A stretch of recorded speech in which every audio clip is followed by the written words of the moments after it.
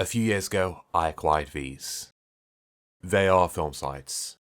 They all belong to the same person by the looks of things, and because I got them in a charming little bookshop in Nantwich, I have never known a person they belong to. All I know about her for sure is that she is E. King. But I call her Edith. You see, a photograph isn't just an image. It's more than that. It's a snapshot of a point in someone's life, a fraction of a second frozen in time, a memory that for some reason only truly known to them, this person never wanted to forget. When I look at these, I get a sense of sonder. The profound feeling of realising that everyone, including strangers passing in the street, has a life as complex as one's own, which they are constantly living despite one's personal lack of awareness of it. Questions and answers form in my head. What was Edith like? Was her life a happy one? What is her story? You look through these and you end up creating an involuntary biography. A biography based on lost truths and forgotten facts. A biography that isn't the story of her life, but is a story of her life. Her story starts on Christmas Day in the mid-1960s. Edith was gifted a camera, Kodak Colour Snap 35 to be exact. Here's mine. I bought it in a shop near where I got these slides. For all I know, it could be the same one.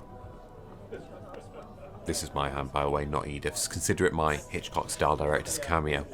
The first photo Edith took was of a flower. Later that night, she had a Christmas dinner with her family and showed off her camera. Christmas was originally a festival called Yuletide, observed by the Germanic people centuries ago. Historical festivals are interesting to think about. Festivals are seen as a time of joy and celebration, but history is regularly seen as anything but. History is seen as being a faraway land full of people that resemble characters from The Lord of the Rings. Darkness and plague, violence and famine, but these people were people like any other. They had happy times, they had sad times, they had content and contempt. Love and hate. A life not unlike our own. I always find it strange when I think back about these people. To them, what we see as a past was their present. To people in the future, our present will be their past. Who really has a choice on what the present is? After all, isn't the concept of past, present and future, in the form we view it, a construct of humanity's desire for control?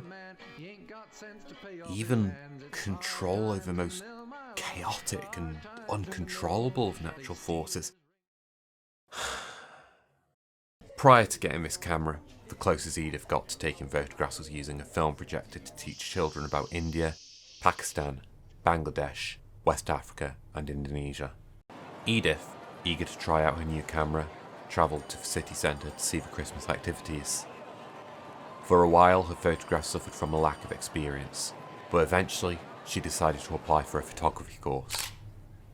She had a few lessons on still life, and she quickly got a handle on composition. This photo interests me. It's strange to think about. What were the events that led this photography teacher to use an animal skull as a teaching tool? Did they choose it because it interested them? Did they pick it up without thinking? How did she get it? Did she find it? Was it gifted to her? Did she buy it? Each question opens up more about the complexity of this person's life. And it's a person that is even less known to me than Edith. Edith herself, much like a photography teacher, was also a teacher. And later on, during this course, she showed her new camera to the students she taught. She did a photo shoot with them, but as it was the 60s, it looked like a Beatles album if the Beatles were the cast of Grange Hill. Since she had started using film slides, being the kind woman she is, she also decided to get some film slides to help teach her students as visual aid. Fast forward a few years, and she meets this man, Edward. Edward is a very happy man, and he loves to travel. They get married, and Edith is the happiest person ever. I say happiest person. There's no way to really decide who the happiest person is. Happiness could show itself in many different ways and has many different forms. The wise man Solon in Herodotus' Histories describes Tellus of Athens as being the happiest man ever. A lot of people would find that interesting, but what I find interesting is that to Solon, happiness could be defined so rigidly that he decided the two brothers Cleobus and Biton had the privilege of placing joint place for the second happiest men. Edith and Edward travelled to Cairo for their honeymoon. I always like coming across Edward in these photos. Like I said, he's a very happy person, and I like that. Edward and Edith ended up travelling the world a lot, so Edward's photos were never boring. There are a lot of these photos that also have tourists in, all of them taking photos of the same kind of things. All of these people, like Edith and Edward, have complex lives, each one making different decisions that slowly weave the tapestry of their life. At some point though, no matter how different everyone in this photo is, no matter their views and circumstances, they all make the same choice. The choice to come to this place, and accidentally, for a moment as brief as any other, cross paths with Edith and Edward. Seeing these people make me wonder if they know there's a photo of them taken there. I doubt it. Years ago, I came across a photo online, taken by a train spotter of a train passing by. I recognised the location and the train and found the small coincidence funny. This, I thought to myself, is the same place I had that discussion about train spotting. I remember pointing out a train spotter on the side of a track and saying, "Oh look, a train spotter." A passing stewardess then replied with a simple, "We're not allowed to call them that anymore, we have to call them train enthusiasts." To which I replied with, "Train enthusiasm is my fourth favourite Ewan McGregor film." We all laughed and got on with our days. That particular memory was filed away at the back of my mind, and I didn't think about it until the day of finding this photo. That's when I, out of what I suppose was idle curiosity, decided to zoom into the window. There I was. It was the same train enthusiast that I saw all those years ago. How many photos have you unwillingly been in? There are 54,400 photos taken a second, so the likelihood of being in one is high. Yet, because there are so many photos taken, the likelihood of finding one you were in are extraordinarily low. It would take over 15 hours just to go through 1 second's worth of photos, even if you were just glancing at them. I mentioned it before, but Edward loved to travel, and soon Edith found out she loved to travel too. They started going all over the world, from London to Scotland to China to New York. The world. I always find the pictures of locals interesting. There are so many different countries with diverse and wonderful customs, food, cultures and people. But every civilization, very early on in their cycle, no matter how different they are, their cultures, their foods, their people, they always find a way to kill. After all these centuries, we still do. We never evolved past that. What does it say about us as a species? Maybe in some twisted, almost perverse way, it shows we're all the same. Yes, we all have complex lives, relationships and goals, but we also share the same basic emotions. Anger, surprise, fear, disgust, sadness. They could all bring about the invention of a weapon. It's these emotions that make us human though. We all have them.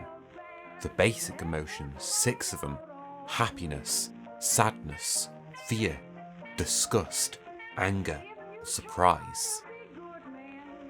I think it's telling as to where we are in the world, where only one of those 6 basic emotions are inherently good. Soon though, Edith and Edward settled down and have a kid. I call her Vicky. And that's it. That's the last box. You're probably feeling a lot of things. You might be annoyed that there's no end to Edith's story. You could think the lack of true ending marred the film in some way. The film is called False Memories, but I feel it would be better named as False Pretenses, because the film was never about Edith at all. In fact, I've spoken very little about her. It might surprise you, in fact, to learn that only 5% of the paragraphs in this script are about her. At the end of the day, the film was about these. It's the first thing you saw and the first thing I mentioned. It was about the feelings associated with them. It was about Sonder. Most importantly, it was about the question these slides raised. I have a very non-linear way of thinking, and I suppose the real question that I come to when looking through these photographs, no matter how tangentially, is why? You see, what I'm hoping you take away from this pseudo-documentary is that every life in its endless complexity is a collection of stories. You may think that's a lot of stories, but it's not. A lot of academics, most famously Christopher Booker, contend that there are only 7 types of story in the world: Overcoming the Monster, Rags to Riches, The Quest, Voyage and Return, Rebirth, Comedy, and Tragedy. That means that everyone, in their collection of stories, have experienced these. So, again, I ask why? Why this division? This hatred? Why is there war, racism, sexism, and every other ism under the sun? Why? When deep down we're all just the same, why? You may say that it's not these individual stories in our life that shapes us. You might contend that it's the stories of our life as a whole that shapes us. Shapes our views, our prejudices, our dislikes. Shapes everything dark within us. Maybe that's why? It could be.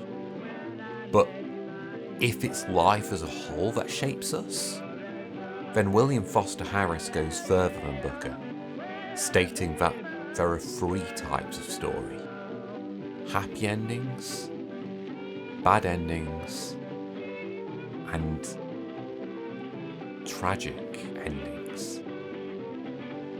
And when it comes to life, the way I personally see it, there's only one type of ending. Or is there?